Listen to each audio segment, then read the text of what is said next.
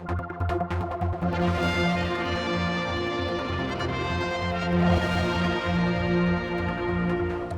we're at Ballure Bridge, just on the outskirts of Ramsey. This is where the MER track comes through, of course, on its way.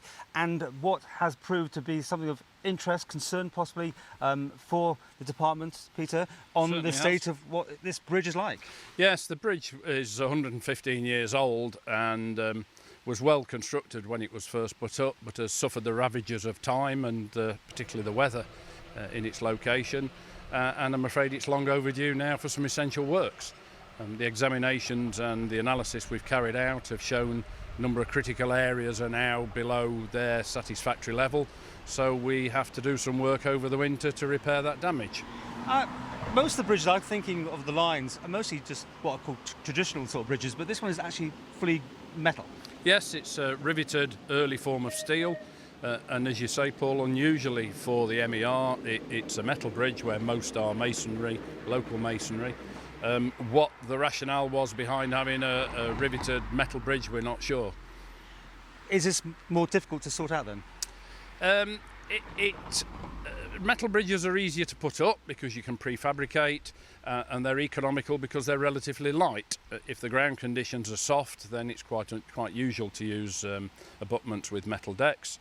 The issue is that a masonry structure will show signs of degradation and you can do repairs piecemeal, pointing and weatherproofing and the like.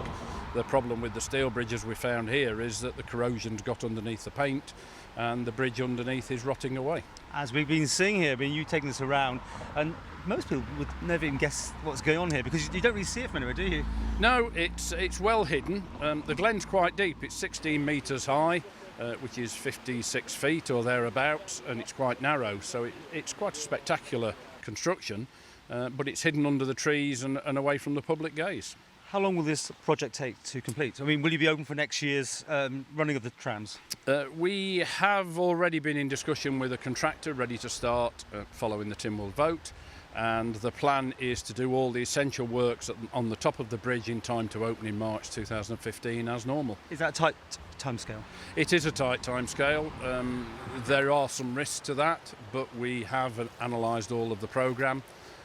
We appreciate that we now have to be ready in case there are problems, and we've looked at mitigation for a number of potential issues. And maybe they'll hear over £1 million. I know this is not your end of the thing, but it sounds like a lot of money for a bridge. Yeah, unfortunately it is.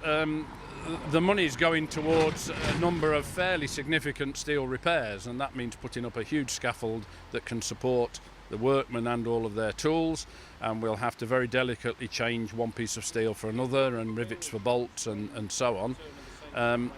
To do all of that and not take the next step of cleaning it and painting it properly would be naive, and having created access to do all of the work, we're going to have to take the railway track off, and as part of the funding we're going to put new track back on, which hopefully will make the whole thing fit for another 50 or 60 years. What was the foundation stone? Was it 1899? So it's done fairly well, is it? It was constructed between 1897 and 1899, when the railway opened finally into Ramsey. And at that time there was no trees around and causing all this dampness and moisture buildup? There are a number of early photographs that we've been able to obtain which show the bridge was built in a fairly open glen with no vegetation.